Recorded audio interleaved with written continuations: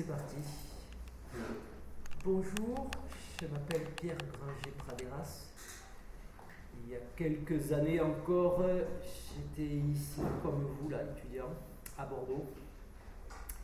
Et aujourd'hui, on m'a invité pour venir vous présenter un peu mon travail, comment il a avancé, comment ça se passe. Voilà, alors je ne vais pas vous donner des grandes règles générales sur ce qui peut se passer après l'école. Je peux juste vous raconter moi ce qui m'arrive et comment mon travail évolue. Sorti de l'école, il a fallu batailler sévère. Attendez-vous à ce que ça pique un peu à la sortie, c'est normal. Surtout pour réussir à faire évoluer un peu le travail. Parce que le travail qu'on fournit à l'école, il est paradoxalement, je dirais, plus difficile pour une raison simple, c'est qu'on a moins de public ou un public très resserré, les professeurs, quelques petits lieux dans lesquels on va exposer des choses comme ça. Donc ça, pour moi, c'est une grande difficulté. Hein. Et vous allez voir pourquoi un peu après. Et il y a donc c'est plus facile de ce côté-là quand on sort de l'école, mais par contre, en quantité de travail à fournir, c'est absolument incomparable. Il y a beaucoup plus de travail à fournir finalement quand on sort de l'école, par contre. Au moins pour ce qui s'est passé pour moi. Et il y a quelques années ici, vous voyez, j'avais commencé à faire quelque chose, j'avais commencé un travail où justement j'essayais d'attraper le plus souvent des gens pour pouvoir leur expliquer un peu ce qui se passe à l'intérieur du travail, pas sur le travail. Vous voyez, pas fournir un discours comme le discours critique ou des choses comme ça. C'est très difficile. On nous demande toujours de fournir du discours, hein. Mais après on n'est pas obligé de fournir un discours sûr, hein, avec ou sans accent circonflexe. On n'est pas obligé d'essayer de catégoriser nous-mêmes notre travail, que ce soit par rapport à l'histoire de l'art, par rapport à la société, par rapport à l'actualité. Par contre, ce qu'on peut faire, c'est marcher un peu sur la corde raide entre les deux et c'est expliquer où est, ou essayer de parler de l'intérieur de notre travail. Et alors, pour vous en parler un peu de l'intérieur du mien, il y a un certain nombre de petits principes. Voilà, ce sont des petites idées sur lesquelles je bosse depuis assez longtemps. Alors on va en faire une comme ça.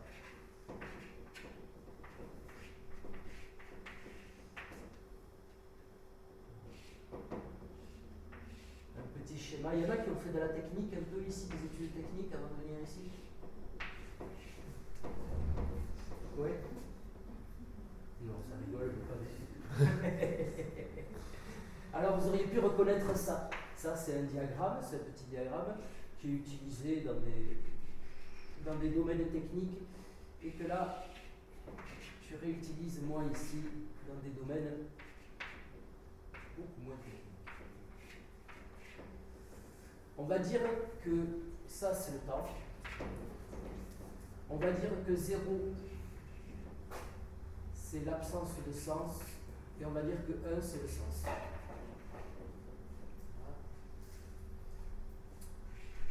Et ici on va refaire le même. On va mettre le sens à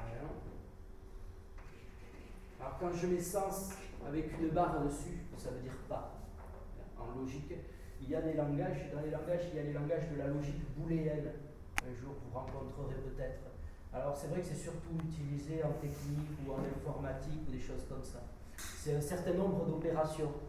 Ils ont catégorisé les booles, à catégoriser les opérations logiques, un certain nombre d'opérations logiques qu'on fait dans le langage.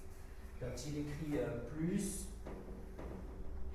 pour lui, ça veut dire ou. Et quand il écrit un point, ça veut dire et. Et donc, avec ces deux opérations logiques, déjà, c'est avec ça qu'on fait pratiquement tous les ordinateurs. Déjà, les ordinateurs, tous les programmes informatiques, ils fonctionnent là-dessus.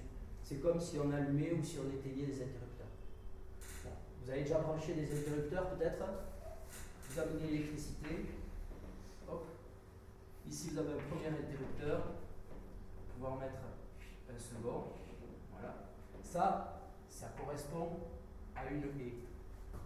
Pour que l'électricité elle arrive de A à B, il faut que la porte 1 et la porte 2, le conducteur 1 et le conducteur 2 soient fermés. Sinon, ça n'arrive pas. Et ici, on peut faire une roue.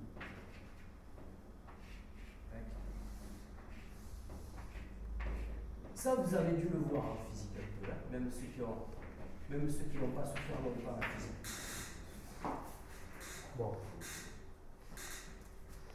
Ici, donc du coup, on a un peu le même genre de choses. Et on va y faire rentrer deux bouts de langage. Je vous avais pas là par hasard. Si je dis, par exemple, Madame la boulangère, je voudrais 2 baguettes. D'accord? On est dans un bout de langage, 1, grammaticalement, il est correct. 2, il n'y a pas trop de chances de se tromper. Okay? Et c'est ce qu'on va faire quand on va vouloir aller vers la norme. C'est ce qui les normes, bon, le principe que ce soit, quelle que soit l'industrie, hein, que ce soit l'imprimerie, que ce soit les choses comme ça, on resserre au maximum le langage pour faire en sorte qu'il y ait le moins d'interprétation possible de l'autre côté, hein, qu'il n'y ait pas d'erreur. Quand on lui dit 2,3 mm, on lui rajoute même avec plus ou moins 1 centième de millimètre d'écart, par exemple. Voilà, on va lui donner des choses comme ça. Après, on peut faire le contraire en termes de bout de langage. C'est plutôt ce qu'on fait ici. C'est-à-dire qu'on va avoir les idées vertes dorment furieusement. Les idées vertes dorment furieusement, mais grammaticalement juste. En termes de sens, bon, certains vont vous dire « Oh, mais ça n'a aucun sens ». Non, ça n'a pas aucun sens, justement. C'est là que l'opposition entre sens et pas de sens, et l'absence de sens, est différente de l'opposition entre sens et non-sens. Un non-sens, c'est aussi la possibilité d'une infinité de sens.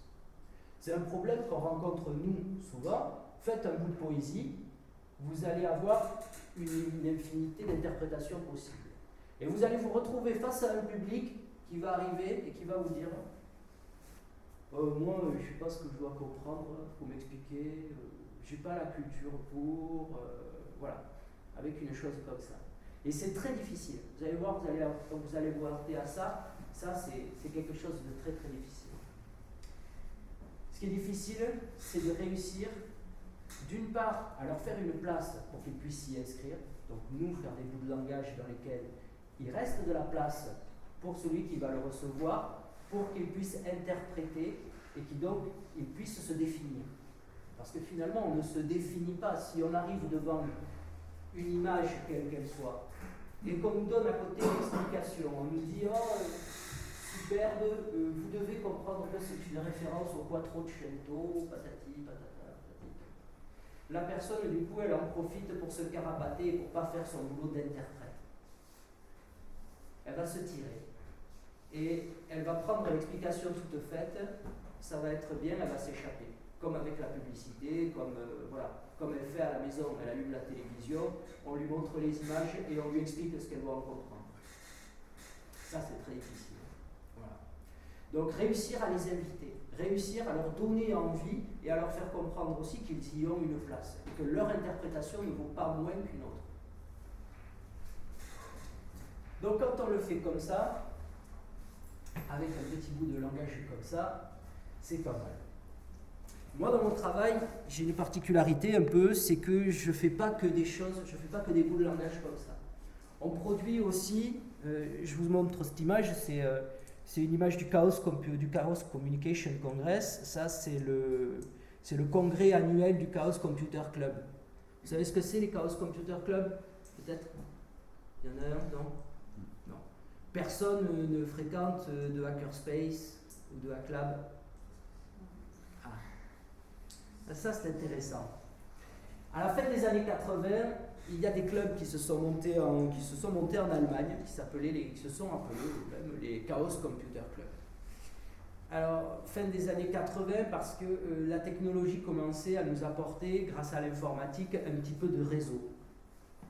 Les gens arrivaient à faire un peu de réseau entre ordinateurs, on commençait à avoir un petit peu d'Internet, enfin les bases de ce qui devient le vraiment l'Internet qu'on connaît aujourd'hui. Et certains se réunissent pour bricoler. C'est-à-dire qu'ils ne vont pas le faire dans le sens habituel de l'industrie, où on va essayer de développer quelque chose de techniquement vendable, mais ils vont dire, au lieu de partir d'un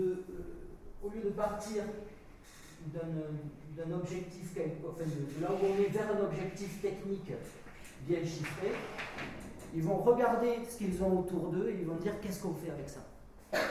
Voilà. Ils vont dire tiens, qu'est-ce qu'on fait avec ces machines qui arrivent. Et les mecs, ils vont commencer à découper le code informatique. Ces machines, elles fonctionnent essentiellement, la seule chose sur laquelle ils peuvent influer vraiment souvent, c'est le code informatique au début. Alors ils vont commencer à découper le code informatique, ils vont en prendre un bout ici, ils vont le rajouter là, ils vont prendre un bout là, et puis ils vont réussir à faire des programmes qui font des choses qu'ils trouvent drôles. Et eux, ils hachent le programme, et donc du coup, ils vont s'appeler eux-mêmes les hackers. C'est-à-dire que voilà, ça vient de là au départ.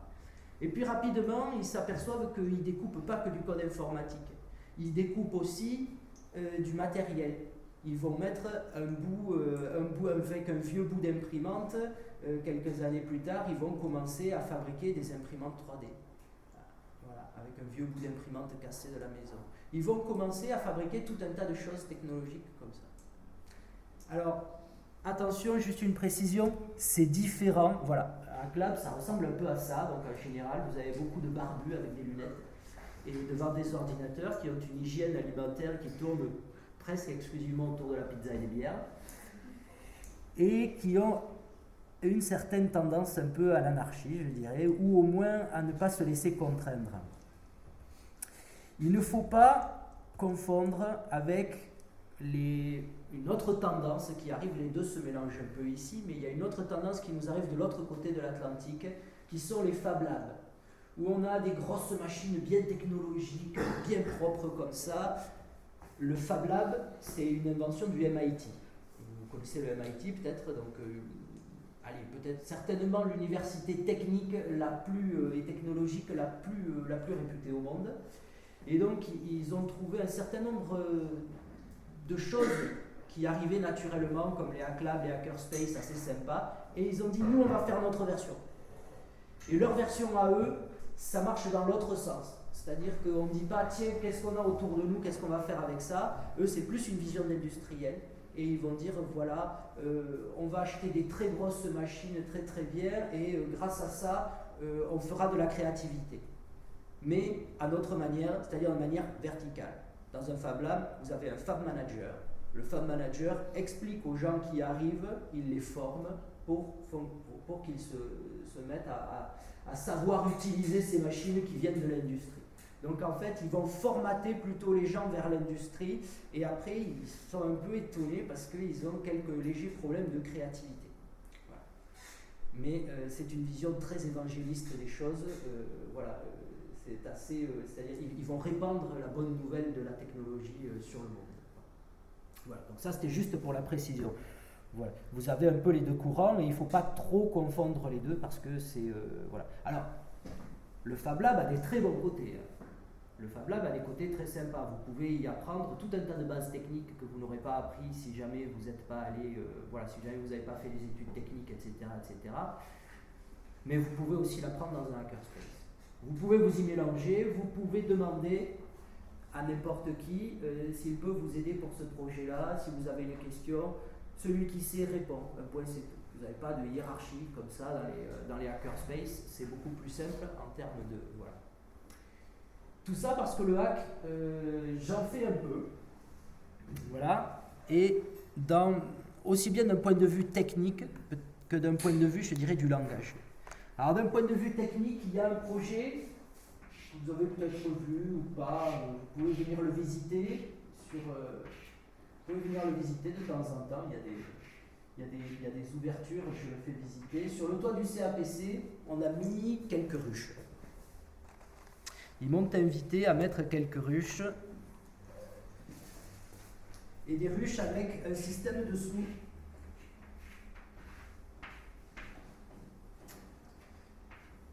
Voilà un socle un peu spécial qu'on a inventé, qu'on a commencé à inventer avec des camarades hackers il y a quelques années, et qui envoie au moins le poids de la ruche toutes les 5 minutes, qui envoie la température et l'humidité avec des capteurs comme ça à l'intérieur. La température, l'humidité. Et tout ça, on invente les plans, on fabrique les objets pour voir si ça fonctionne, et ça envoie les données sur une base de données libre qu'on a montée. Les bases de données, vous écrivez souvent DB, database. Voilà. On envoie toutes ces données sur une base de données libre qu'on partage avec des scientifiques. Et pour l'instant, il n'y a pas la petite interface qui permet facilement, de manière graphique pour l'apiculteur, de voir un peu, de suivre à distance ces ruches. Il faut qu'il sache lire la base de données qui est un peu brute pour l'instant, qui est un peu pour les informaticiens, mais c'est le but à terme. Le but à terme, c'est d'avoir des apiculteurs qui, eux, peuvent suivre à distance leurs ruches, ça leur facilite le travail, et donc du coup, ils disent, ok, puisque ça, moi, ça me facilite le travail, je suis d'accord pour équiper un certain nombre de mes ruches, et les données vont être sur cette base de données publique, et elles vont pouvoir servir à aider, par exemple, les scientifiques à faire leur travail, et peut-être à travailler sur la disparition des abeilles, à travailler sur des choses comme ça. Mais une base de données publique, il y en a beaucoup aujourd'hui, il y en a de plus en plus, il y a aussi des artistes qui s'en servent.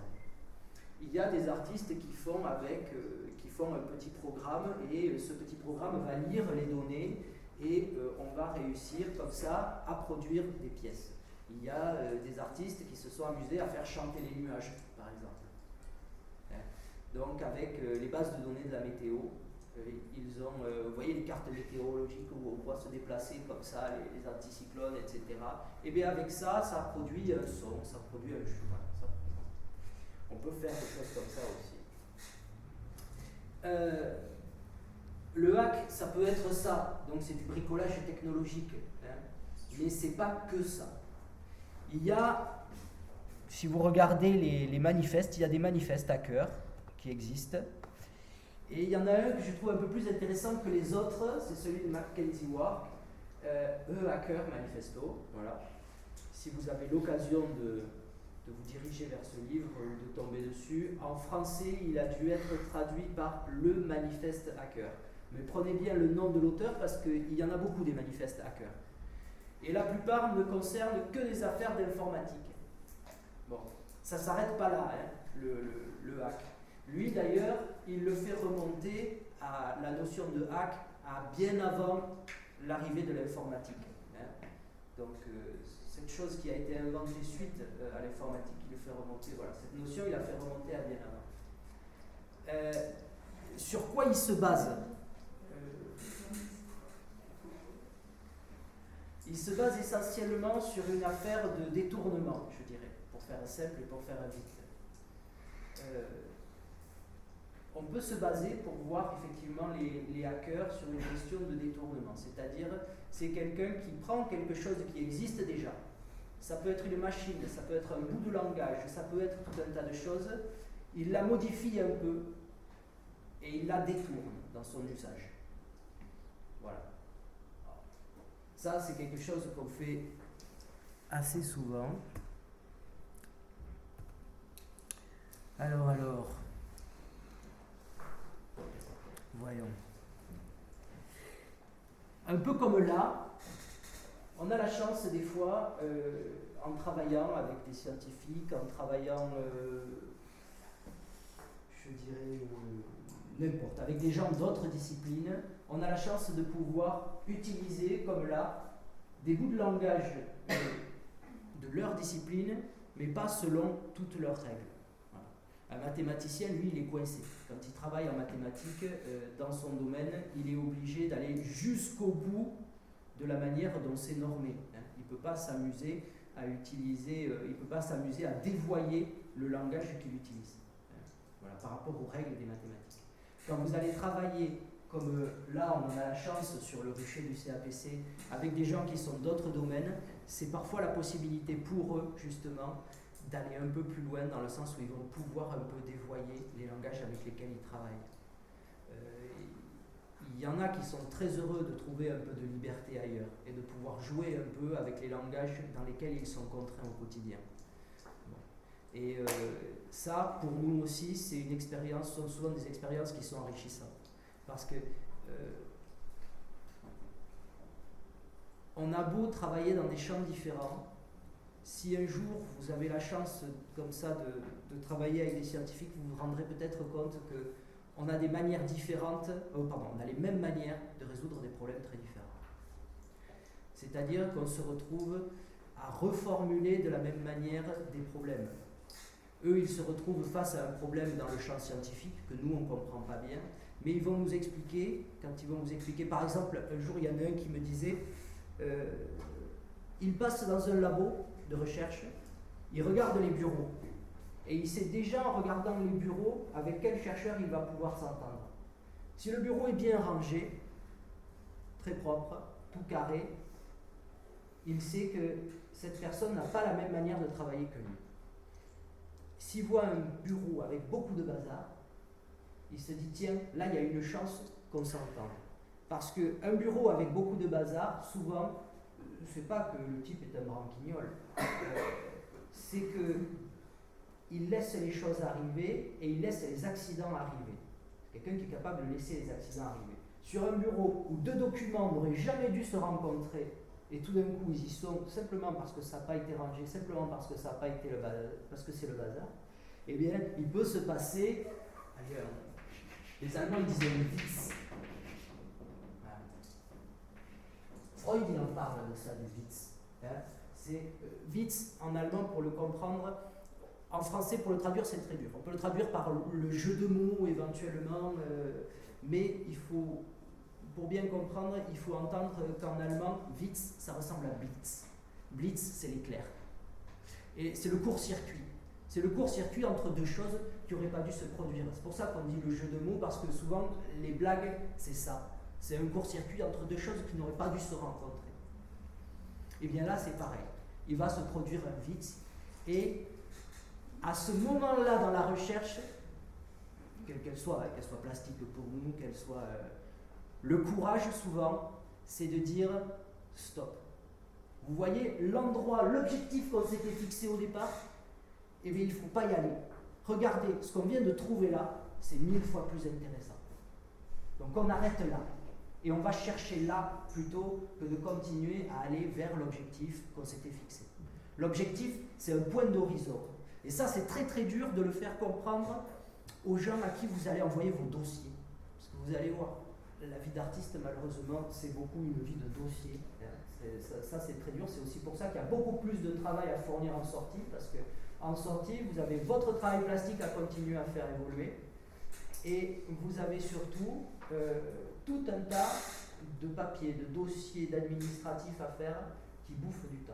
Et dans les dossiers, quand vous allez faire un dossier pour une résidence, quand vous allez faire un dossier, quelle que soit la chose, voilà, pour une collaboration, pour des choses comme ça, c'est souvent très difficile de leur faire comprendre qu'il y a un objectif, d'accord, vous allez présenter un projet, mais que ce n'est pas nécessairement là que vous allez arriver, et que c'est peut-être même plus intéressant, ça sera souvent même plus intéressant.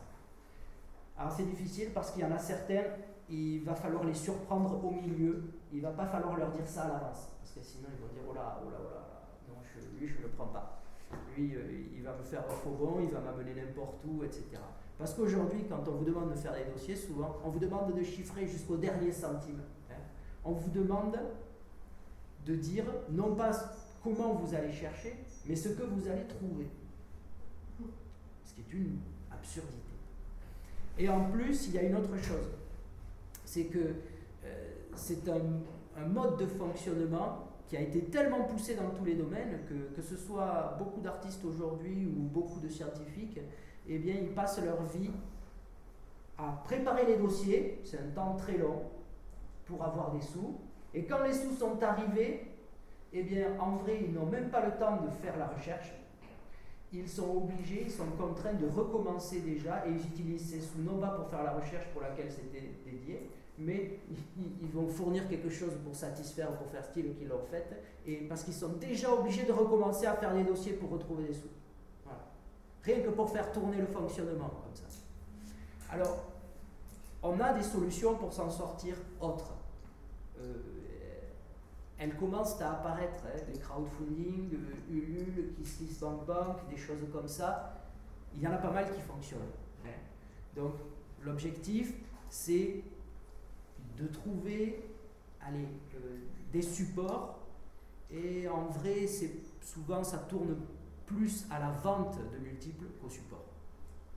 Vous allez faire des multiples d'un de vos boulots, et avec ces multiples, vous allez réussir à toucher tout un tas de gens qui vont être intéressés s'ils trouvent le projet assez sympa. Ils vont dire « Ah oui, c'est bien, ça supporte le projet, donc je vais vous acheter un multiple. » Voilà. Il va vous donner un peu de sous pour ce multiple, et avec ça, vous allez pouvoir fabriquer les œuvres suivantes, vous allez pouvoir continuer le travail. C'est complémentaire des œuvres uniques. Les œuvres uniques, bien sûr, on en vend en galerie. C'est très difficile d'avoir une galerie, on le sait tous. Voilà, vous allez le voir de plus en plus. La plupart des galeries qui tiennent encore, voilà, elles sont même souvent dans des situations difficiles. Il y a des très grosses galeries qui n'arrivent pas à payer leurs artistes. Ça fait 6 mois, 1 an qu'ils n'ont pas payé un artiste. Voilà, bon, c'est des modèles qui sont très difficiles, qui sont en train voilà, qui sont un peu en ballottage. On ne sait pas ce que ça va devenir. Mais donc il ne faut pas attendre directement après la vente de pièces uniques, quoi. Parce que sinon vous allez vous laisser mourir la bouche ouverte, et c'est pas. Et en plus, la pièce unique, ça veut dire en termes de public, et ça souvent c'est énorme, souvent encore plus que la pièce, enfin encore plus que l'argent que vous rapporte la vente de la pièce, qui est important bien sûr, il faut payer le loyer, il faut manger, encore plus il y a la question du public. Et une pièce qui part dans une caisse, dans un hangar à Genève, dont le propriétaire vous ne l'avez jamais vu, bon, ça vous enrichit peu de ce point de vue-là. Alors qu'un grand nombre de petits collectionneurs, dont vous voyez bien qu'ils sont contents de l'avoir, cette pièce, sous les yeux, ou dans un tiroir comme ils veulent, bon, eh bien quand même, je vous assure que c'est quelque chose qui est important. Moi, quand je fais des conférences comme ici, j'en fais souvent, pour une raison simple, c'est qu'il y a des choses, je ne les sais que quand je m'entends les dire. Et pour que je puisse m'entendre les dire, il me faut un public.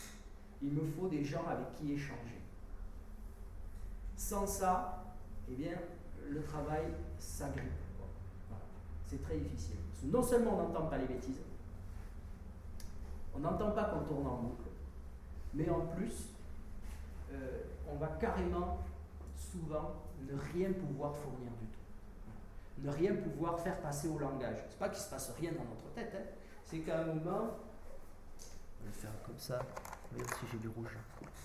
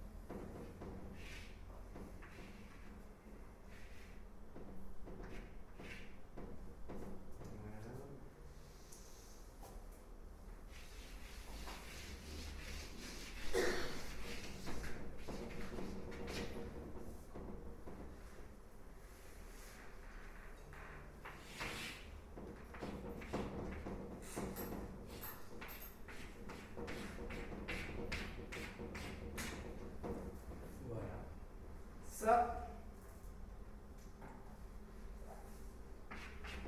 c'est le catastrophe.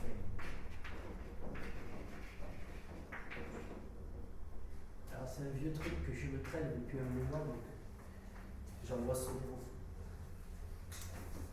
C'est l'enroulement. Voilà. Dans mon travail, c'est devenu cette forme qui apparaît soit sous forme de schéma, soit sous forme beaucoup plus concrète, hein, comme ça. Voilà. Ça représente l'enroulement, comme on travaille, ça représente l'enroulement des idées qui se brisent sur le réel du langage. Ça, c'est comme ça qu'on note le sol en mécanique. Et voilà.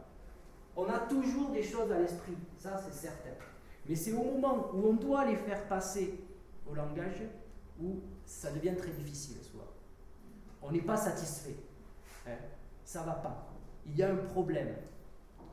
Alors le problème, la confusion, elle vient souvent du fait qu'on s'attendrait à ce qu'il y ait une véritable symétrie dans le langage. Quand je vous dis la table, celle-ci, bon, ben, vous comprenez tous la table. Mais le problème, c'est que ce qui fait la table chez moi, si vous voulez, ça va être par exemple le souvenir de la table dans la cuisine chez mes parents quand j'étais petit. Ça va peut-être être le fait que ça ressemble au mot étable. Ça va peut-être être des choses comme ça. Ce qui fait la table chez vous, c'est un autre souvenir. Ce sont d'autres images. Ce sont d'autres ressemblances. Donc, le langage, au moins l'histoire de la communication, ça, la communication complète, c'est un fantasme. Ça n'existe pas. Il y a toujours au minimum un reste, il y a toujours au minimum une partie de ce que l'on veut faire passer dans le bout de langage que l'on a produit qui n'y passera pas. Et c'est ce qui fait qu'on va tout le temps recommencer. Il va falloir tout le temps recommencer, il va falloir s'attaquer à ce reste, voilà, à ce reste qui, une fois qu'on en a fait passer une bonne partie, ce reste, on va s'y attaquer, il va y avoir un reste du reste, du reste, du reste, du reste, du reste. Ça, on ne le voit pas que chez nous. Hein.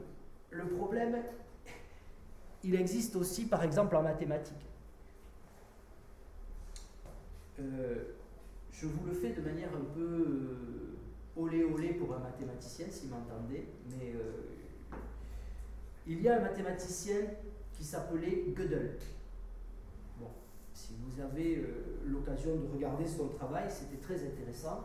Et à un moment, il a fait un théorème d'incomplétude. Enfin, un théorème, je crois qu'il s'appelle comme ça, le théorème d'incomplétude, dans lequel il explique. Vous prenez un axiome. Alors, un axiome, c'est un ensemble de, par exemple, c'est les chiffres de 0 à 9 et les règles qui les unissent.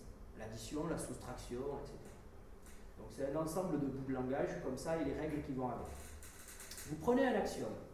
Et lui, il prouve qu'en mathématiques, quel que soit l'axiome que l'on prend, il y a au moins une solution qui est juste, mais qui n'est pas prouvée par les règles de l'axiome. Et donc, on va devoir toujours faire un axiome plus grand pour comprendre l'axiome même dans lequel on travaille. C'est infini, c'est des poupées russes. Voilà. Il va falloir toujours faire comme ça. En même temps, c'est un espoir, parce que les choses qui s'arrêtent, enfin, la fixité, à part la mort, il n'y a pas grand-chose. Et en parlant de mort, il y a aussi une dernière chose un peu dans le travail. Non, on va le faire autrement. On va faire ici. On va se faire un bas la bouche.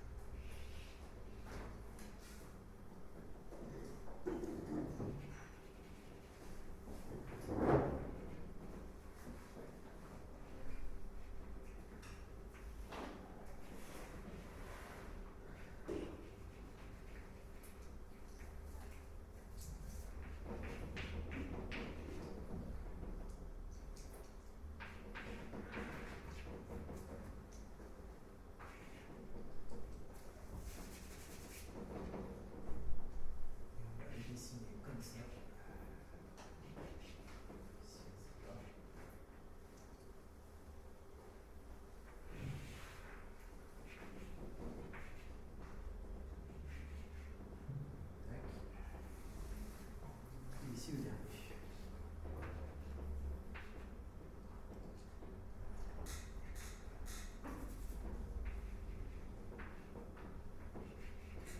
Ici, ça, c'était un autre bout du travail, une autre chose qui revient souvent. avec un ballon rouge.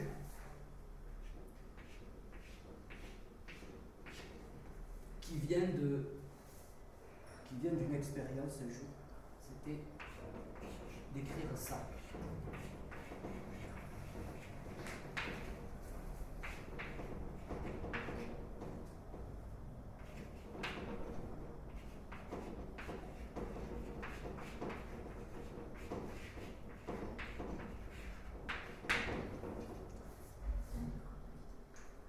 Vous arrivez à lire? Ne pensez pas à un ballon rouge.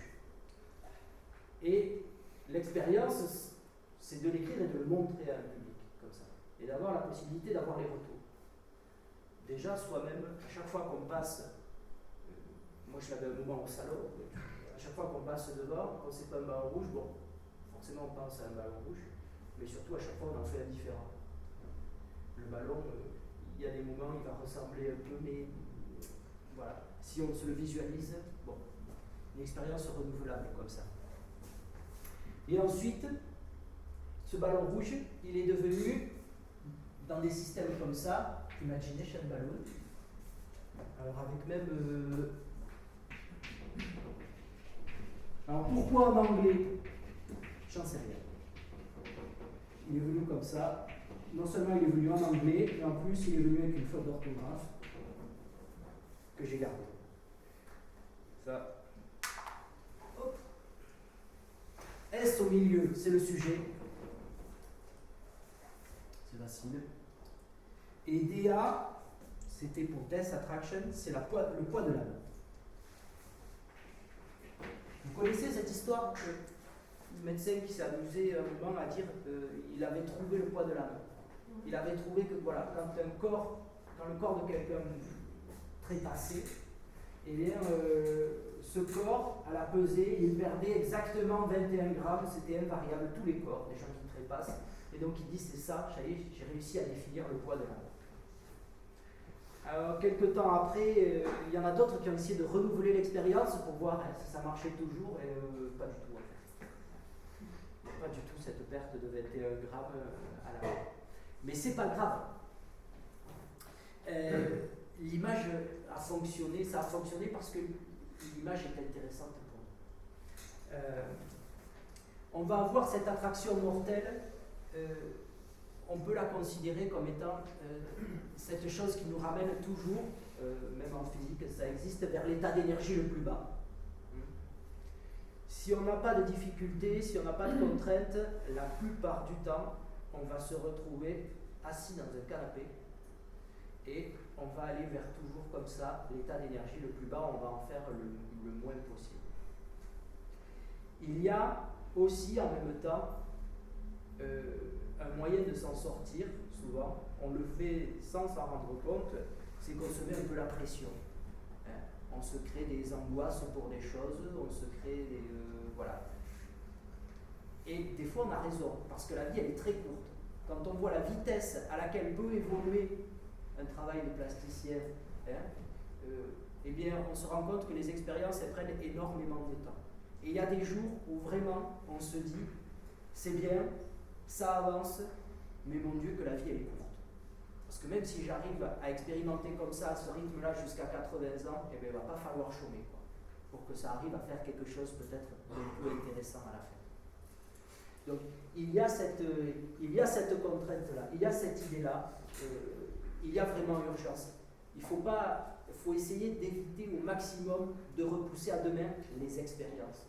Repoussez ce que vous voulez, repoussez les impôts, repoussez les papiers, repoussez les choses comme ça, mais la vraie chose sur laquelle il ne faut pas faire de concession, à mon sens, c'est justement, c'est tous ces bouts de langage qui n'ont pas d'objectif fini. Tout ça, tout ce qui est de l'ordre du désir, le désir, il faut l'attraper à la volée, il faut l'attraper quand il vient. Il ne faut pas se dire, ah ben, non, je le ferai demain. Non, le désir, il faut essayer donc de trouver des protocoles pour passer le plus facilement possible au langage. Si jamais vous êtes en train de vous dire « Ah, c'est dommage, je n'ai pas les moyens techniques de faire ceci » ou « Je n'ai pas le gros truc qui me permettrait de faire cela », ça c'est des moyens de se carapater. Et il y a souvent une mauvaise raison derrière qui nous pousse à trouver un moyen de nous carapater. parce que c'est flippant d'avancer dans le noir.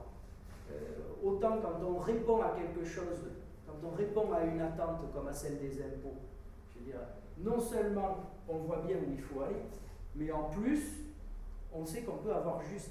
Il y a une réponse juste. En revanche, quand on produit quelque chose qui n'a pas une réponse juste, et bien là c'est beaucoup plus angoissant. C'est là qu'on va essayer de trouver des moyens de se carapater.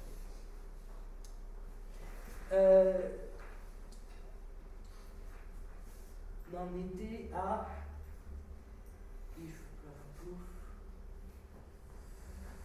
il y avait une chose que je voulais vous dire, mais je ne m'en souviens plus. Voyons si les images m'aident. Ah mais tiens, le voilà, le déplacement du ballon. On ne voit pas très très bien, mais... Alors on le voit dans des dessins, là on le voit sur un schéma technique comme ça. On peut la voir, et on voit les trajectoires des différents, et on voit qu'à un moment, la trajectoire du ballon et du poids se croisent comme ça, et on a moins S, on a moins le sujet. Et donc ça c'est quelque chose qui arrive en dessinant, tout simplement, parce qu'on laisse aller le trait, et puis on se dit, mais cette chose qui est apparue dans le dessin, quel sens ça pourrait avoir? Quel sens ça pourrait avoir dans ce système-là, dans un système comme celui-là? Ça, c'est des questions que je me pose. Hein. Vous vous les posez, j'espère, dans vos propres systèmes, dans vos propres imaginaires. Alors ça, c'est d'autres expériences. Ça, c'est une bouteille de Klein. C'est une bouteille qui n'a pas vraiment d'intérieur ni d'extérieur. On ne la voit pas très très bien là. Pour la remplir, il faudrait la remplir par là-haut. Okay. Ça descendrait le long de ce canal. Et le canal, après, arrive dans la boule. Donc il faut la remplir, la retourner, la remplir, la retourner. C'est un truc... Ça, c'est une forme qu'on retrouve souvent dans Futurama, dans tout un tas de choses comme ça, chez des auteurs comme ça, qui aiment bien faire référence à des problèmes mathématiques qui tordent un peu la tête. Ça, c'est un peu le même problème mathématique que la bande de Möbius, le ruban de Möbius. Vous connaissez?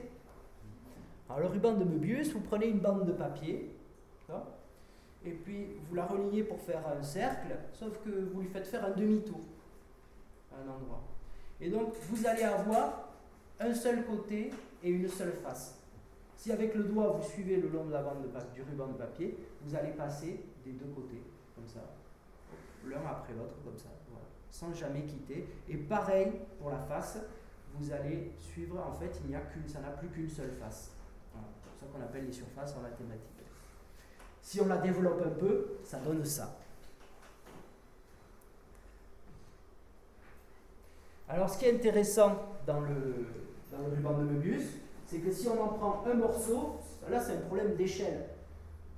Et si on en prend un petit morceau de notre ruban de Möbius, ici, ça ressemble un peu à un 8, comme ça.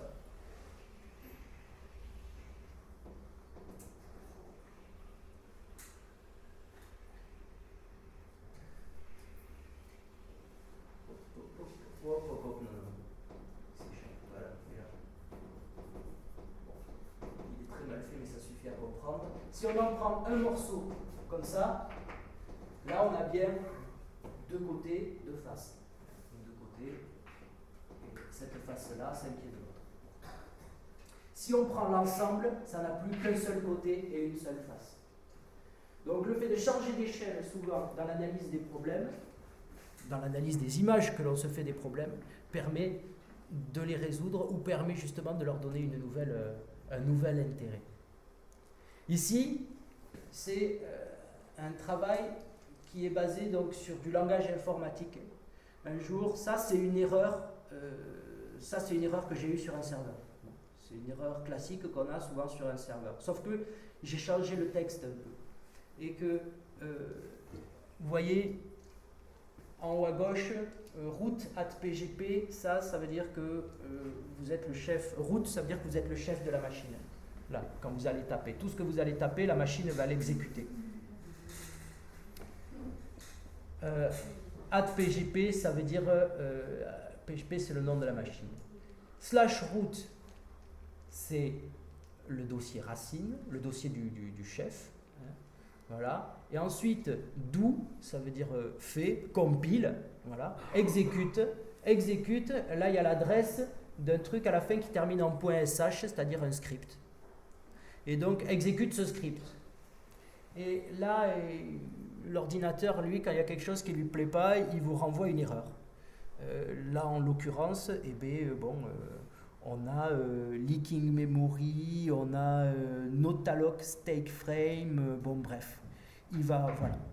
Et il va vous demander de faire, il va vous demander de vous assurer que l'endroit où vous allez chercher le script, eh bien, il existe bien. Et là, le script, il est censé être dans root inspiration, dans le dossier inspiration. Et dans l'inspiration, à ce moment-là, lui, il ne trouve rien. Ensuite, on va recommencer. Et puis, la deuxième fois qu'on va lui envoyer la commande avec l'option qui nous dit d'essayer, -t, eh bien, il va dire non. Il va dire traduction impossible, traduction invalide du script et connexion perdue. Il va couper la connexion avec vous. Voilà. Ça, c'est un mélange de ce qu'il arrive avec les machines des fois où on est un peu fâché avec les machines parce que la machine elle est très très bête, elle ne fait que exactement ce qu'on lui dit de faire et si jamais on fait une toute petite erreur, eh bien elle ne va pas vouloir, elle va coincer vraiment. Voilà. Nous on a un peu le même problème des fois, hein.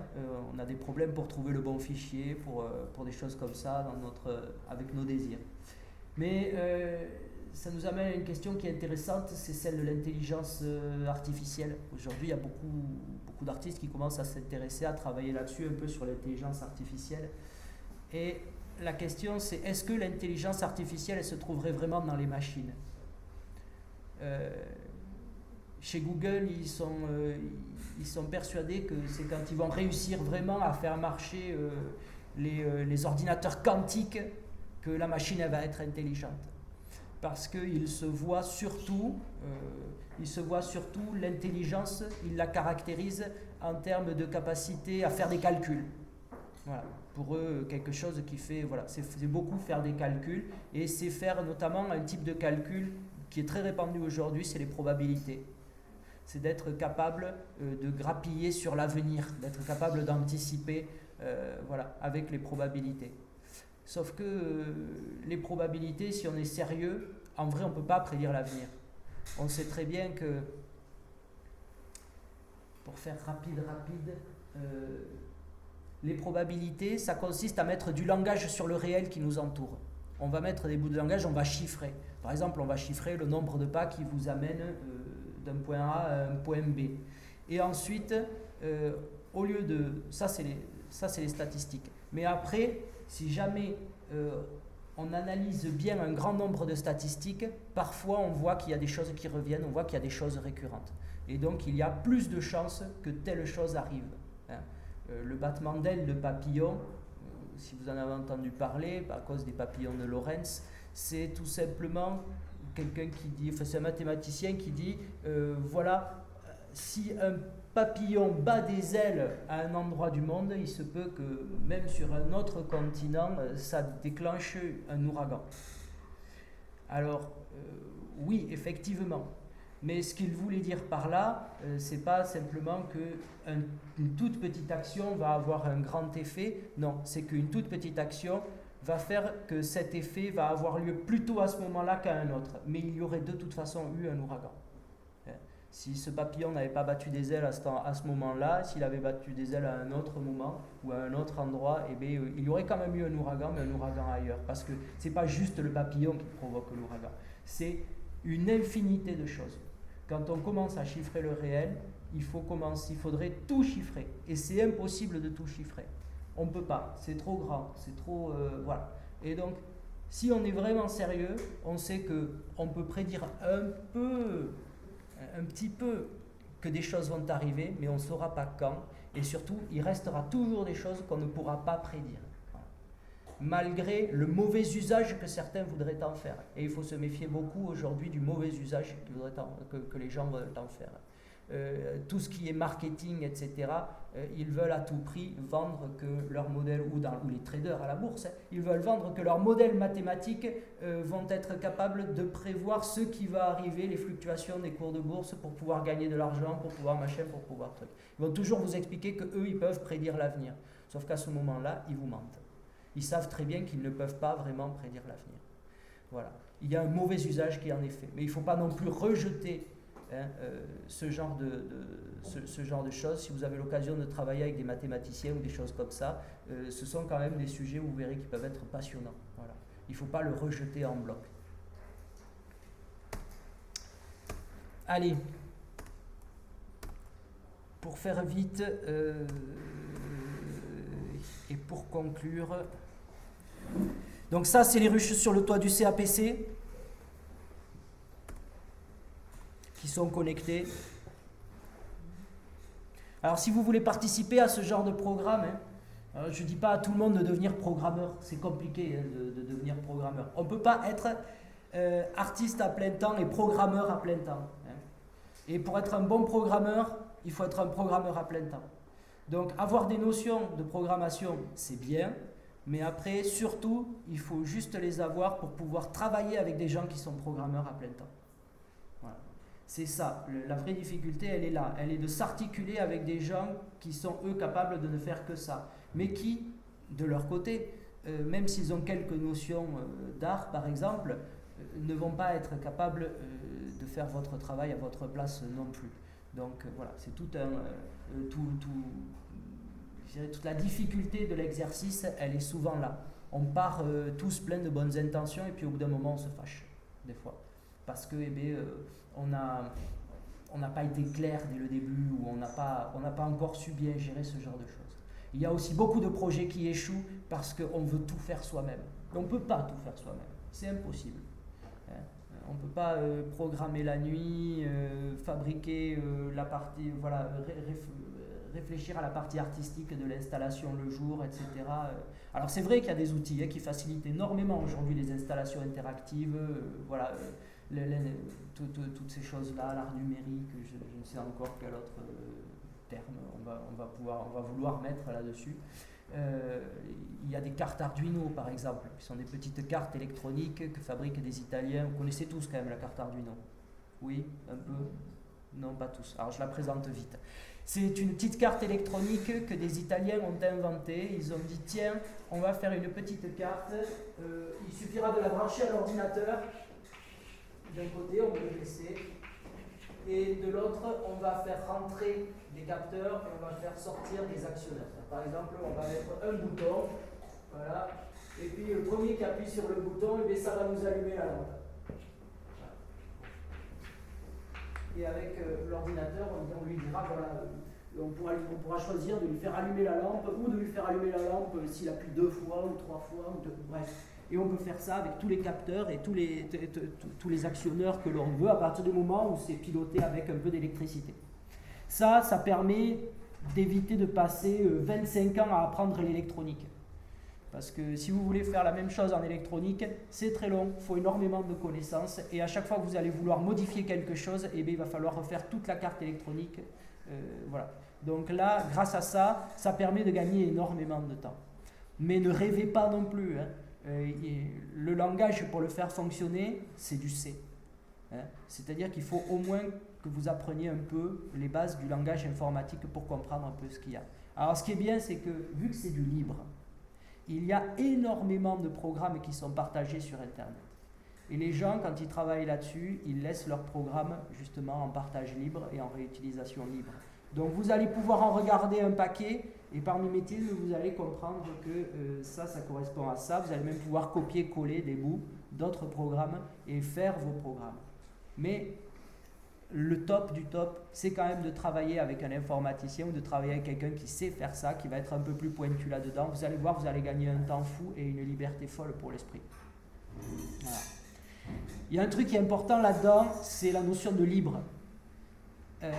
Le logiciel libre, par exemple, quand vous travaillez sous Linux, au lieu de travailler sous Apple, quand vous travaillez sous des choses comme ça, ça a une portée politique aujourd'hui importante.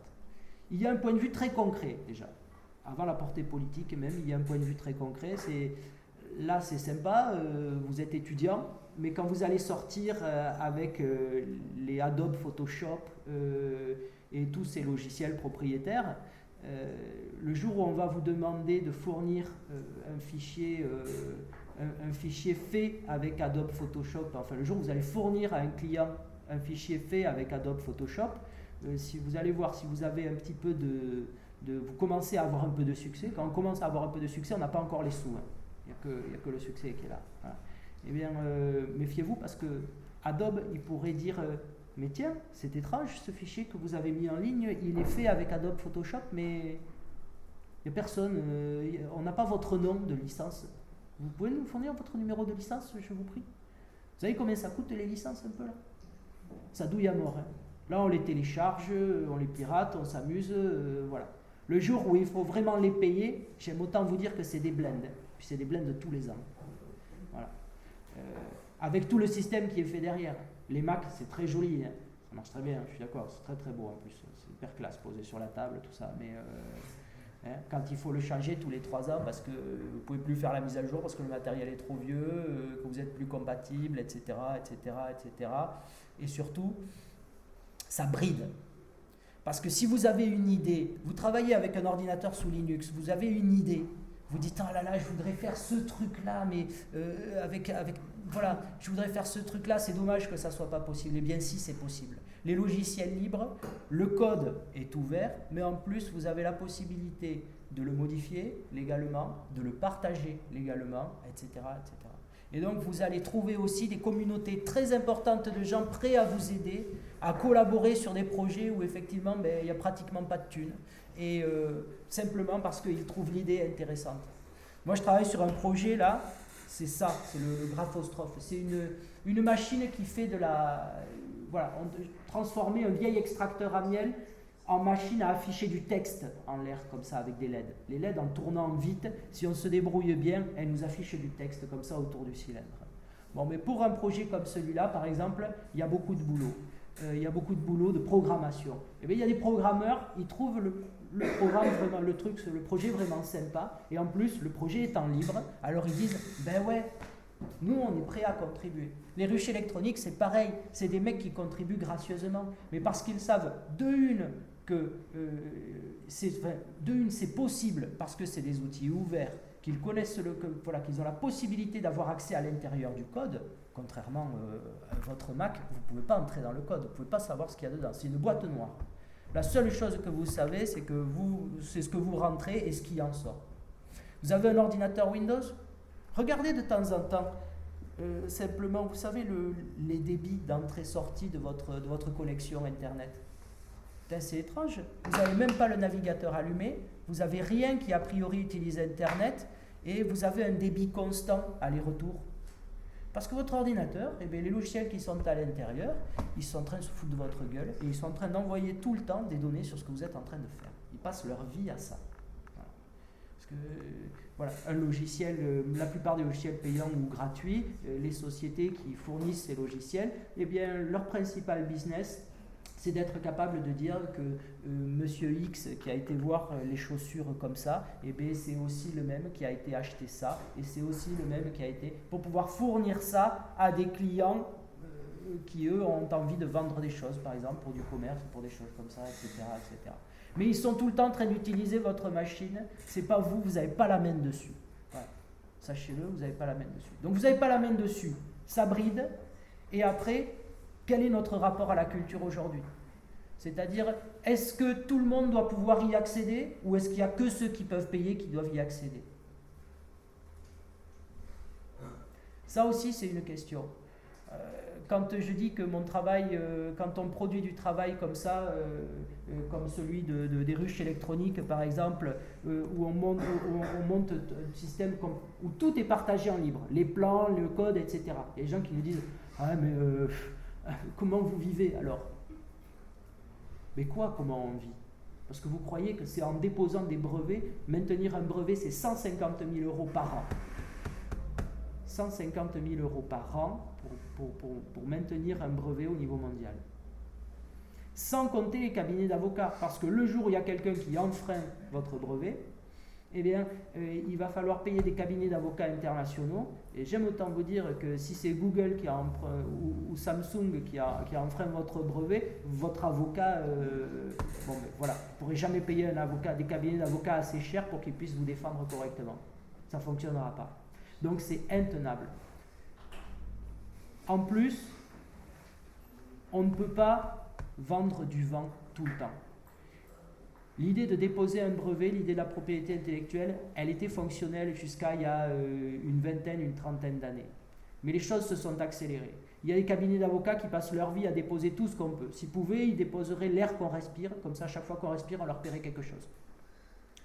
Et ce système atteint des summums d'absurdité. Voilà. Il y a un nombre croissant, en particulier aux États-Unis, d'artistes, auteurs qui se font attaquer parce que une photographie qu'ils ont faite ressemble à une photographie qui est déjà déposée, qui est sous copyright, etc., etc. Ils n'avaient jamais vu l'autre photographie, et quand bien même ils l'auraient vue, enfin, ça bloque le travail, ça empêche beaucoup de choses. Bon. Eh bien, quand on dépose en libre, ça veut dire qu'on met un brevet dessus, mais ce brevet ne sert qu'à une seule chose. Il sert à faire en sorte que personne ne puisse le déposer de manière bloquante. Quand on le laisse en libre, n'importe qui pourra réutiliser les trucs, pourra réutiliser les plans, etc. Arduino, ils ont déposé leur carte en libre. On leur a dit, mais vous êtes fous, n'importe quel Chinois va pouvoir fabriquer vos cartes et les vendre 10 fois moins cher que vous. Ils ont dit, mais justement, copiez-les. Plus on est copié, plus on est vendu. Et ça a marché. Effectivement, il se vend beaucoup plus de faux Arduino, de copies d'Arduino faites par d'autres industriels que par Arduino eux-mêmes. Et ils les vendent un peu moins cher. Mais il n'empêche qu'à chaque fois qu'ils en vendent 10, eh bien, ils font vendre 1, 2, 3 Arduino de plus. Et Arduino reste la référence. Et quand on cherche, du code, quand on cherche tout ça, on tape Arduino. On ne tape pas Funduino, on ne tape pas le nom des copies, quoi. Voilà. Et on reste là-dessus. On peut vivre en ne vendant que des biens et des services et pas en essayant de se maintenir à tout prix sur le fait d'être propriétaire de quelque chose qui est de l'ordre de la pensée, hein, qui est de l'ordre de l'idée. Ça, c'est des modèles qui aujourd'hui sont... c'est un vrai virage. C'est un vrai virage. Un musicien, vous faites de la musique? Voilà. Bon. Si vous la partagez en ligne, vous avez énormément Creative Commons par exemple, vous avez énormément de chances, beaucoup plus de chances de pouvoir être téléchargé, vous allez faciliter le téléchargement, etc. Bon, eh bien, c'est pas forcément une perte, quoi, parce que sur les albums vendus, qu'ils soient physiques ou qu'ils soient numériques, eh bien, comme ça, vendus par le net, eh bien, les artistes-auteurs, ils touchent pratiquement rien. C'est pratiquement inexistant. C'est pas là-dessus que les bénéfices se font, quoi. En revanche, publier un beau coffret avec 2 vinyles, une belle sérigraphie, des choses comme ça, ça donne envie.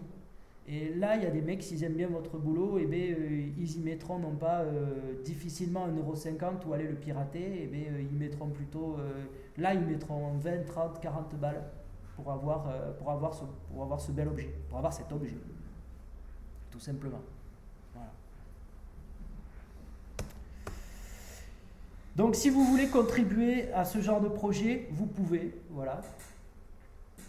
On ne cherche pas, par exemple pour l'Open Bilab, pour les ruches connectées, on ne cherche pas que des techniciens, hein, que des ingénieurs, que des choses comme ça. On cherche aussi des artistes, c'est intéressant d'avoir des idées parce qu'on travaille avec les abeilles. Moi je fais des installations par exemple comme ça. Ça, c'est resté pendant 1 mois dans une galerie et les gens cohabitaient avec les abeilles. Elles rentrent, elles sortent par le pavillon et s'échappent par la fenêtre. Elles reviennent. Et les gens cohabitent avec l'installation. Ça, c'est un des travaux qu'on peut faire avec les abeilles, mais on peut en faire beaucoup. Et un lieu comme celui-là, là, le rucher du CAPC, c'est un endroit où on a une chance folle parce que c'est un endroit qui est dédié aux expérimentations. C'est pas un truc sur lequel on a dit on va arriver à tel résultat, on va fabriquer telle œuvre ou tel machin, tel truc. Non, c'est un lieu pour des expérimentations. Un autre petit lieu pour des expérimentations, le logo est tout pourri, voilà, bon, mais c'est pas grave. C'est le Labix à Bordeaux, c'est un hackerspace qu'on a monté, comme les Chaos Computer Club, un de ces lieux où on peut venir se promener, changer des idées, parler de ses projets surtout, et trouver des solutions techniques des fois à des choses que l'on n'arrive pas à résoudre. C'est à la fabrique Paula. Voilà, c'est le mardi soir en général. Alors vous pointez pas avant 20h parce que vous trouverez personne. Et c'est plutôt des couches tard et des oiseaux de nuit. Et le mardi soir ou le vendredi soir, vous pourrez trouver. Vous verrez, il y a des projets qui sont assez rigolos. Je vais m'arrêter là parce que je crois que j'ai déjà fait assez long. Oh oui. Et par contre, est-ce que vous avez des questions ?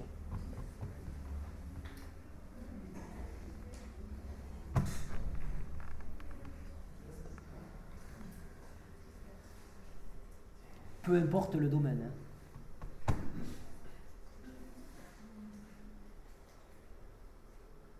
pouvez appeler les puces italiennes, comment ça s'appelle? Arduino.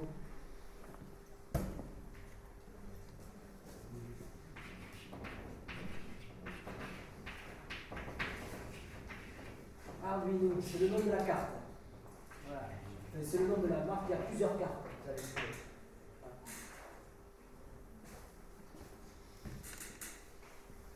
J'ai une petite question. Tu as assisté à une conférence précédente où tu as centré un peu sur la notion de trou dans le langage. On peut y revenir 2 secondes, ça rejoint ce que tu as posé tout à l'heure. Oui, parce qu'en général, quand je démarre là, souvent c'est pour partir sur les trous dans le langage. Et là, je me suis un peu égaré. En fait, c'est plutôt les trous dans la chaîne du sens. Parce que j'étais parti sur la question du sens ou du non-sens. J'avais fait alors j'ai présenté des bouts de langage très ouverts, ou l'exemple du bout de langage très ouvert ou du bout de langage très fermé. Mais après, il y a tout l'intermédiaire entre les deux. Et notamment, le principal intermédiaire, c'est l'équivoque. Madame la boulangère, je voudrais 2 baguettes, c'est très clair. Si vous lui dites les idées vertes dorment furieusement, effectivement, elle va vous regarder avec des yeux ronds comme ça, elle va pas savoir quoi vous répondre. Et entre les deux, voilà, Madame la boulangère, je voudrais 2 belles miches. Là, on a la possibilité d'un malentendu. On a la possibilité d'un glissement. Et donc, on va avoir des bouts. Alors, celui-là, il est un peu vulgaire pour faire simple et pour aller vite. Mais après, on peut avoir des choses qui se mélangent, des condensations. Oui, c'est ça.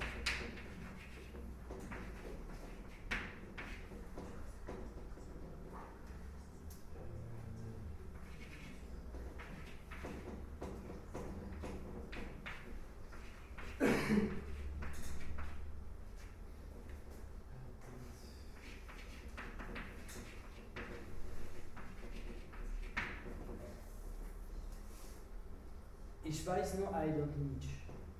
Alors, ich weiß nicht en allemand, normalement c'est je ne sais pas, I don't know en anglais. Et là, les deux se sont mélangés. Et au milieu, ils nous ont donné comme ça un entre-deux. Ich weiß nur, I don't nicht. Voilà. Nietzsche au lieu de Nietzsche. Tu l'as écrit à Nietzsche. Hein? Voilà, il a été écrit Nietzsche au lieu de Nietzsche. Bon. Voilà le genre de glissement. Ça, c'est un glissement. On est entre les deux, on a un peu de condensation et on a un peu d'équivoque, comme ça. Voilà. On est sur un. C'est plein de tiroirs. Voilà. On va pouvoir l'interpréter de plein de manières différentes. L'histoire aussi entre cette histoire de sens et de non-sens, c'est pour un problème qui est plus profond. C'est pour arriver en général à un problème qui est plus profond. C'est celui de la croyance dans le langage, dans les langages. 0 et 1 en mathématiques, ça ne se prouve pas, ça se décide. Et c'est totalement arbitraire. Il n'empêche que ce 0, ce 1, toujours pareil, cet axiome qui va de 0 à 9, les règles qui l'unissent, si on les adapte bien au réel, ça fonctionne. Si on est capable d'adapter les règles des mathématiques au réel, ça fonctionne, on arrive à faire des ponts avec. On fait les calculs pour faire un pont, et le pont, la plupart du temps, il tient. Ça fonctionne. On arrive à avoir ces choses-là. Tous les langages, c'est pareil. Ils reposent, si on descend suffisamment bas dedans, il repose au moins à un moment sur quelque chose qui est de l'ordre de la croyance volontaire. Voilà. Il faut y croire pour que ça fonctionne. Il y a un mec qui faisait un parcours en 3 temps, toujours, il racontait que au début, il y a les dupes.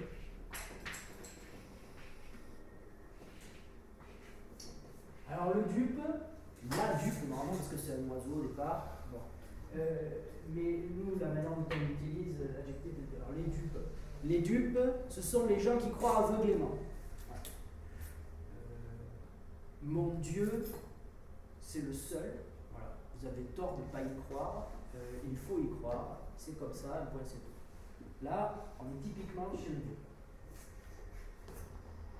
Ensuite, au bout d'un moment, il gratte un peu, il travaille un peu tout ça, et il se rend compte que le langage, c'est de la monnaie de singe. Rien ne se prouve in fine dans le langage, il n'y a pas d'essence dans le langage. Voilà. C'est pas parce que la table elle est foutue comme ça qu'elle se prononce table. C'est pas parce que voilà. Et quand on essaye de faire la définition de la table, on se rend compte qu'on pourrait en faire un millier, que tout le monde va en avoir une différente, et comme on disait tout à l'heure, que tout le monde en a une vision différente parce qu'elle s'oppose dans son esprit à des choses différentes. Ça, on pourrait aller voir du côté de chez Saussure. Hein. Il y en a certains parmi vous peut-être qui trouveront, comme on dit, trouver Saussure à son pied et trouver ça pas mal. Bon. Il faut aller y voir si on a le temps. Donc, à un moment, il peut basculer, il peut devenir non-dupe. Et là, il va se dire, putain, mais le langage, en fait, c'est pas parce que je dis telle chose comme ça que ça va produire exactement l'effet que je voulais, etc., etc. Donc il dit, bon, c'est de la monnaie de singe, on peut rien enfouir de tout ça. Et du coup, il erre. Il disait les non-dupes errent. Il faisait un jeu de mots avec les noms du père. Et donc il dit, mais c'est pas possible d'errer tout le temps. On ne peut pas errer tout le temps. Alors qu'est-ce qu'on peut faire? Eh bien, on peut croire volontairement. Et on peut devenir non pas dupe, parce que ça c'est croire aveuglément et bêtement, mais on peut devenir de temps en temps, pas tout le temps, mais on peut essayer d'être autant de faire ce que non dupe. C'est-à-dire qu'on sait très bien que le langage n'a que la valeur qu'on lui donne. Mais si on est capable justement d'avoir tout le temps ce recul, d'être capable d'interroger le langage qu'on produit, eh bien on va être capable de l'adapter à ce que l'on veut. Et c'est ce que l'on veut qui est important, parce que si on n'est pas capable d'interroger le désir que l'on a en vrai quand on produit ce bout de langage, c'est là que peut commencer l'horreur. C'est-à-dire que c'est là qu'on peut utiliser le langage non plus pour faire des choses que l'on trouve... Voilà, non. On pourrait se mettre à utiliser le langage pour faire des choses que soi-même, si on réfléchissait bien, on trouverait éthiquement insupportables. Et par exemple, demander à des abeilles de faire autre chose que du miel. Ça te gênerait ou pas? Alors, par exemple, demander à des abeilles de faire autre chose que du miel, non, pas trop. Quelle hypothèse? Ben, la pire des hypothèses, c'est celle sous l'ombre sous laquelle on vit de ce qui s'est passé au XXe siècle et notamment avec la Deuxième Guerre mondiale et les massacres de masse qui ont été faits. Ça, c'est la première qui me vient et c'est celle sous la... Bon, voilà, c'est celle qui, moi, me marque le plus et qui est la plus immédiate. Et pour cela, à mon sens, si vous voulez, c'est quand on vit dans c'est quand on est dans ce rapport-là au langage. Quand on est dans un rapport de dupe au langage, ça permet d'en profiter pour faire passer des choses affreuses, des choses qu'on n'oserait pas faire passer autrement. Mais là, elles sont justifiées par le fait qu'on croit aveuglément en quelque chose.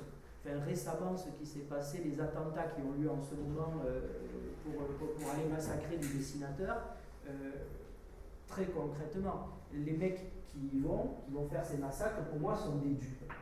Ce sont des gens qui effectivement sont persuadés qu'ils détiennent une vérité, ou plutôt la vérité, pas une vérité. Ils ne pensent pas qu'il y a des vérités, ces gens-là. Ils pensent qu'il y en a une. C'est celle-là, c'est la leur la bonne, ou celle qu'on leur a mise dans la tête. Mais il n'empêche que ces gens-là ne font pas ni ce travail-là, ni ce travail-là. Et souvent, ils ont été pris là. Quand on va les recruter, on va prendre des gens comme ça, les sectes aussi le font. Ils prennent des gens qui sont à un moment où ils sont désespérés, où ils sont désespérés, ou au moins désespérés du langage. Et ils se rendent compte qu'effectivement, tout ça n'a pas vraiment autant de valeur, etc., etc., etc. Et donc, ils les prennent et ils leur disent, mais si, il y a une vérité unique. Ne t'embête pas avec la difficulté d'avoir toi à trouver une vérité, toi à avoir à en définir une, ou en définir une infinité au fur et à mesure du temps. Comme les interprètes devant les œuvres. Voilà. Il y a des mecs qui... Alors, il y en a, bon, ils le font pour recruter les types, pour aller leur faire des attentats, et puis il y en a, ils vont aussi tout simplement vendre leurs explications à une œuvre, et expliquer, dire ah mais ce qu'il faut comprendre à telle œuvre c'est ça, et voilà. Il y a effectivement par maladresse parfois, ou alors tout simplement parce qu'ils cèdent, il y a des commissaires d'exposition qui vont trop loin dans ce qu'ils expliquent du travail qu'ils montrent. Voilà. Ils prennent des œuvres et au lieu d'ouvrir la porte à des interprétations dans les textes qu'ils produisent, dans la manière dont ils le présentent, eh bien, ils vont essayer de rassurer les gens, ils vont répondre à leur attente d'être rassurés et ils vont aller leur fournir des explications. Et là, c'est là que ça commence à devenir moins intéressant. D'où le gros travail en ce moment, notamment pour ceux qui l'exposent, sur les communiqués de presse. Une vraie remise en cause du communiqué de presse qui est en quelque sorte une manière de faire digérer, pré-anticiper sur une lecture de l'expo. Je ne sais pas si vous êtes attentif à ça, mais il y a vraiment un boulot qui est fait depuis quelques années sur ce travail à l'amont de communication qui est totalement aujourd'hui caduque. C'est une manière de prédigérer une lecture de l'expo. Je pense à Faxback, à des artistes comme ça qui ont fait un boulot de correction de communiqué de presse en renvoyant à l'émetteur les trucs corrigés en disant ça on l'a déjà vu, enfin, de travail très critique et très intéressant sur ces modalités-là. Ouais. Non, mais c'est exactement ça. Et que ce soit dans le communiqué de presse ou que ce soit après, dans ce que l'on va vous demander, voilà, une interview, une chose après où on va vous demander, voilà, on va vous demander de parler de votre travail. Il y a un truc que vous devez peut-être connaître, c'est une vidéo de Godard qui s'appelle La lettre à Freddy Buach. Et alors là-dedans, non, tout le monde la connaît? Un peu, oui, si. Bon, allez, je la présente au cas où. C'est une vidéo dans laquelle il parle dès le début, en montrant quelques images comme ça, il parle et il dit à un copain à lui, à Freddy Buach, il lui dit « Bon, mais au syndicat d'initiative de Lausanne, ils m'ont commandé un film sur Lausanne. Et ils vont être très déçus parce que moi, je vais leur faire un film de Lausanne. Je vais leur faire un film de ce que je vois moi dans Lausanne. » Et alors, il va montrer des images qui sont prises à Lausanne, mais qui auraient pu être à peu près n'importe où. Qui auraient pu être à peu près n'importe où. C'est ce que lui envoie, il va suivre un câble électrique, il va faire ça. Et là, elle est là la difficulté, c'est de réussir pour nous, non pas à parler sur le travail, que ce soit avant, quand on va pour présenter une exposition à l'avance, pour n'importe, etc., ou pendant ou après, mais de parler de l'intérieur, de réussir à parler de l'intérieur du travail. Et ça, c'est tout l'exercice, toute la difficulté de l'exercice qui va vous être demandé de plus en plus. Voilà. Et de ne pas céder. Parce que la pression, elle est forte. Elle n'est pas que du côté du spectateur qui est dans le rejet de l'art contemporain, la demande d'avoir une explication et à être rassuré. Voilà. Elle est aussi de l'autre côté. Il y a une partie des gens qui sont cultivés et qui sont des amateurs, qui sont des amateurs d'art ou même des gens du milieu de l'art, qui eux aussi se complaisent dans cette idée que ça ne sert à rien d'aller voir telle œuvre si on n'a pas les références. Voilà. Donc la pression, elle est très forte et elle est très difficile à éviter. Voilà. Donc il y a voilà. Chacun sa technique après. Il y en a, ils refusent d'aller voir des expositions. Il y en a, ils essaient. Moi, il y a un exercice simple que j'ai essayé de mettre en place déjà il y a quelques années, c'est que quand je discute d'art en général, j'essaye de ne pas utiliser de nom, ou le moins possible. Si je veux parler d'une œuvre à quelqu'un, eh bien, je vais faire l'effort de dire ce que j'y trouve d'intéressant, au lieu d'utiliser le nom, et de me défiler sur faire l'effort de définir ce que moi j'y ai trouvé, ce que moi j'y vois. Voilà. Ça peut être ce genre d'exercice. Et c'est une gymnastique à faire, à faire régulièrement tous les jours un peu. Autant que faire se peut. Ce qui n'interdit pas quand même de faire des liens avec l'histoire de l'art. Ah oui, non. Je fais juste le parallèle avec ce que tu as écrit, la discipline, je ne sais plus quoi, et donc Nietzsche. Bon, là on pense de manière très explicite à Raoul Haussmann et à son écriture de Hill, par exemple, le truc où justement il y a un mix de langues qui est très proche de cet esprit-là. Il y a un troisième sens, quelque chose qui naît d'un mix de langues français, d'allemand et d'anglais. Voilà. Il ne s'agit pas non plus de mettre un truc au-dessus du tableau, mais c'est un moment, ça nourrit aussi votre manière de penser. La propre pensée, elle se nourrit évidemment de Lacan, d'auteurs qui vont alimenter et faire bouillonner. Ah ben, ça sort pas de nulle part, hein, j'espère bien. Et les choses. C'est marrant, ça nous ramène sur un débat qu'on a eu il y a peu de temps autour d'une conférence. Bon, bref. Et le débat était sur c'était sur des questions de numérique et de dire mais quelle est la spécificité de la création à l'heure du numérique. Voilà. Eh bien, aucune. Si le numérique peut accélérer, enfin les internets peuvent accélérer certaines choses, etc. Mais en vrai, ce qu'il y a à l'intérieur, c'est les mêmes histoires depuis la nuit des temps, et c'est les mêmes histoires depuis que les humains produisent du langage. Quoi. Voilà. On peut voir un fil direct entre Enarché et Logos. Au commencement, il y avait le verbe qu'on trouve dans la Bible là. Voilà. On peut trouver une continuité directe entre ça, Saussure, et tous les structuralistes que l'on a eus ensuite. Je veux dire, il n'y a pas de les vraies questions, les vrais questionnements qui sont à l'intérieur des productions langagières, et bien ça reste toujours les mêmes. La technique change, le véhicule change, les internets, le numérique, tout ça, ce ne sont que des véhicules. Les véhicules changent, mais les problèmes sont les mêmes. Et c'est pas parce qu'une question a déjà été posée qu'il ne faut pas la reposer. Il y a des questions qui devront toujours être reposées et qui ont pour fonction de toujours être reposées. Donc, c'est pas parce que l'on a vu quelque chose déjà ou que ça existe déjà. Ne croyez pas au fantasme de l'idée. Hein. Ça, c'est bon pour devenir malheureux. Waouh, j'ai eu une super idée d'œuvre. Et puis tout d'un coup, ah mince, je me la suis fait piquer par quelqu'un qui l'a faite il y a 30 ans. Voilà. Non, ne croyez pas ça. C'est ça d'ailleurs qui pousse souvent à déposer en copyright, en machin, en truc, parce qu'on pense que c'est l'idée qui fait le truc. Mais pas du tout, c'est pas l'idée. Croyez pas ça, c'est pas l'idée. Les choses vraiment importantes, elles se reposent toujours. Et il faudra toujours les reposer. Ce sera toujours aussi important de reposer les choses importantes, de reposer les questions importantes. Voilà. Donc, si vous voyez quelque chose que vous vouliez faire, qui a déjà été fait, tiens, essayez même de le refaire vous. Vous allez voir, ça ne sera pas le même. Voilà. Ça ne sera pas le même. Ne serait-ce qu'à cause du contexte.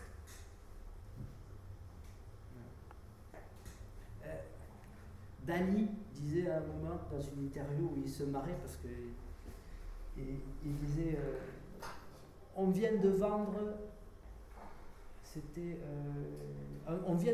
ils viennent de se vendre un Velázquez à, je crois que c'était à l'époque, c'était un record à $1 million. Et est-ce que vous connaissez la différence entre ce Velázquez et la meilleure reproduction que l'on puisse faire de ce Velázquez? Il dit la différence, c'est très exactement $1 million. Et là, il joue à quelque chose qu'il connaît bien, c'est-à-dire qu'il sait que il n'y a pas de valeur intrinsèque dans la pièce qui ferait dans les bouts de langage que l'on produit, dans les objets que l'on produit. Il n'y a pas une véritable valeur intrinsèque, il n'y a qu'une valeur contextuelle. Voilà. La valeur, elle est dans le contexte. L'intelligence, elle n'est pas dans la machine, elle est dans le programme. Etc. Et parce que c'est son interaction au reste du monde. Elle est, voilà, c'est ça. Vous d'ailleurs, il y a un domaine qui est très intéressant, qui est le domaine de l'ergonomie. Pour ceux qui se sentent plutôt partir vers le design ou des choses comme ça. Eh bien, la différence entre une bonne et une mauvaise machine, pas le programme souvent, c'est l'ergonomie. C'est comment est-ce qu'elle est utilisable ou pas par les gens. Voilà. C'est ça qui fait la différence. C'est le lien au contexte. Donc il ne faut pas hésiter à refaire les choses qui ont déjà été faites. Ce ne sera pas la même.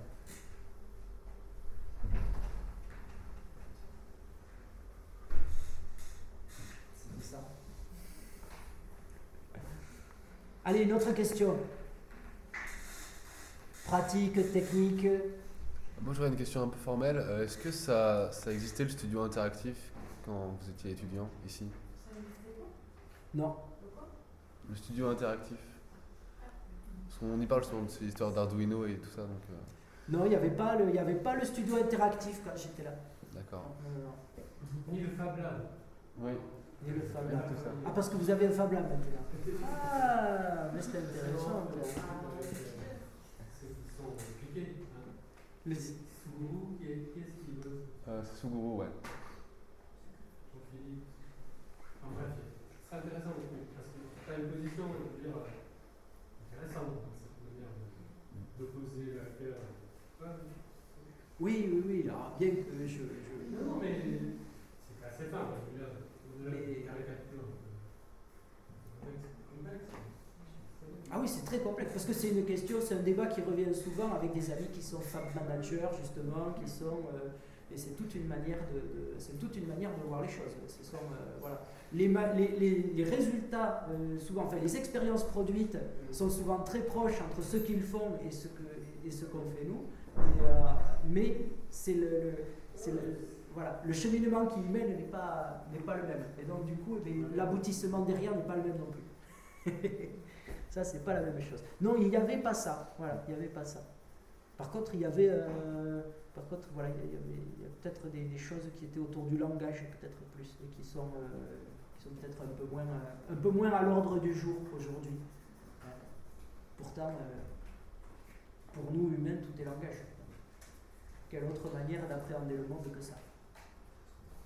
Entre la Terre et le Fab Lab, alors c'est peut-être aussi là où ça se passe, c'est l'histoire du dupe et du non-dupe, non? Dans la différence qu'il y aurait entre les deux. Ah, oh, je pense qu'on peut être fab manager et être non-dupe. Hein? Je pense qu'on peut prendre les choses comme un outil à un moment, quoi, comme un moyen. L'important, c'est d'avoir ce recul. Si les qualités, c'est les défauts, pour moi. Les qualités d'un travail, c'est toujours d'être capable d'assumer ses défauts, tout simplement. C'est ça, les aspérités et tout, parce que sinon, tout est lisse, comme les pierres en tombale. Et donc, ce qui est intéressant, c'est ça, c'est les défauts. Mais pour que ça se devienne intéressant, il faut non pas s'empêcher de faire ce que l'on trouve pas bien dans notre... voilà, il ne faut pas essayer de combler les défauts. Non, au contraire, il faut être capable de les assumer pour pouvoir en tirer le meilleur parti. Et avoir ce recul. On peut participer à un Fab Lab. Moi, j'ai participé un peu des fois à des choses comme ça, tout en sachant les problèmes tout en sachant les travers que moi j'y trouve, mais en étant conscient de ces travers, eh bien déjà c'est pas la même manière de faire les choses. Quand on est conscient qu'on fait de l'évangélisme en venant expliquer aux gens comment la machine fonctionne au lieu de les laisser se débrouiller, voilà, eh bien on peut peut-être quand même en faire quelque chose, du moment qu'on garde à l'esprit quand même qu'il y a ce travers-là intrinsèque dans le processus. Il y a des travers terribles au hackerspace. Hein. Les hackerspace sont des nids de trolls, par exemple. Et c'est vrai, il y a des conversations, si vous abonnez à la mailing list, vous allez voir des fois quand ça part, il y a des échanges qui sont absolument délétères, qui sont absolument terribles, avec des gens, des horreurs, des gens qui finissent par se menacer, physiquement, par des trucs, bon bref, et d'une mauvaise foi terrible, etc. etc. quoi. Donc il y a des échanges très très violents qui se passent. Et il y a un truc, c'est que c'est la même condition qui fait qu'on peut avoir des gens très brillants et très intéressants, qu'on va avoir des gens très pénibles et qui peuvent tout foutre par terre. Voilà. Parce que cette condition, c'est la condition de l'accueil. Nous, on ne trie pas les gens qui viennent au hackerspace. On n'a pas de règle pour dire lui il reste pas. Voilà. C'est ça, et bien cette condition qui fait qu'on n'écrète pas, parce qu'aujourd'hui on a besoin d'écréter. La plupart des entreprises, on utilise une méthode de management qui s'appelle le management Parkinson. Le management Parkinson, c'est pas lié à la maladie. Hein. Le management Parkinson, le principe c'est qu'ils se sont rendus compte à un moment, enfin il y a un chercheur en management qui a trouvé que les unités de production devenaient plus efficientes, plus efficaces si on enlevait les moins bons, mais surtout les meilleurs. Il faut écréter pour avoir un milieu mou comme ça et malléable de gens à qui on peut faire ce qu'on veut. Bon, et bien là, nous c'est le contraire. On accepte tout. On accepte les pires comme les meilleurs. Tout le monde est au même niveau et c'est absolument pareil.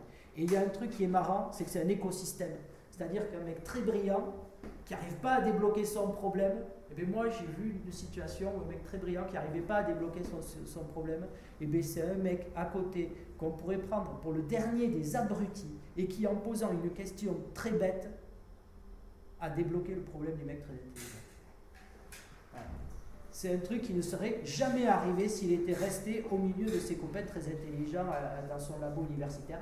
Eh bien, le fait qu'il y ait eu ce type-là qui casse les pieds à poser des questions stupides tout le temps, etc., et bien un jour, une de ces questions, par hasard, elle a fait un accident, et cet accident, il a débloqué la situation, il a permis de trouver la solution. Voilà.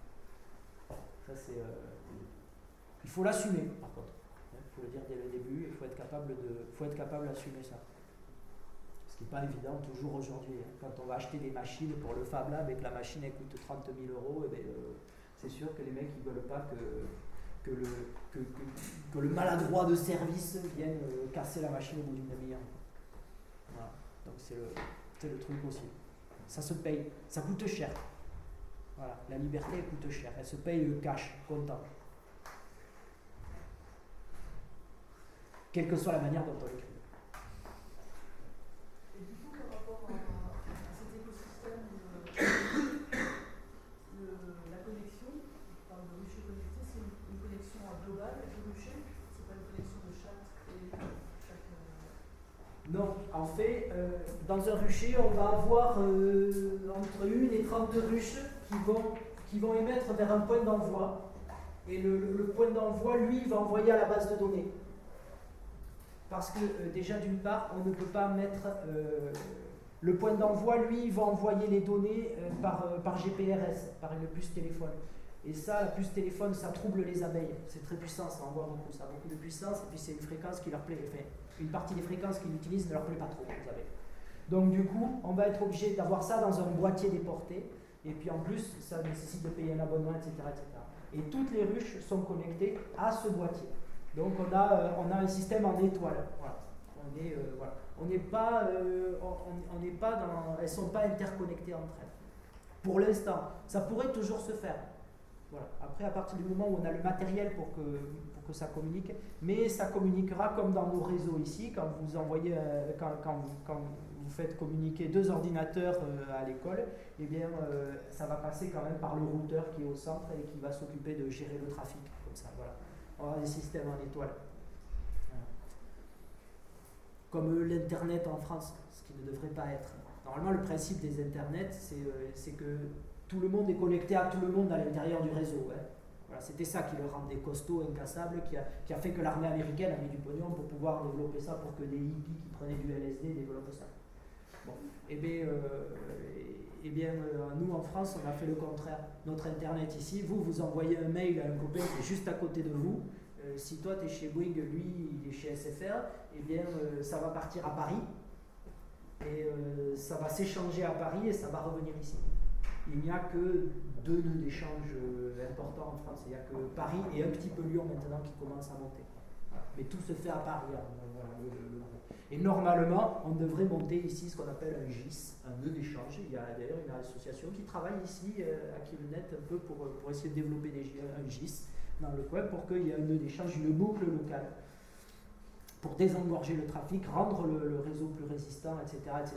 Mais ça ne marche pas, ils s'en foutent. Ça ne les intéresse pas. La région, les machins comme ça, quand vous allez leur en parler, voilà, non. Et puis dans 20 ans, quand ils auront raté le train, ils viendront vous chercher en disant mais c'est génial, voilà.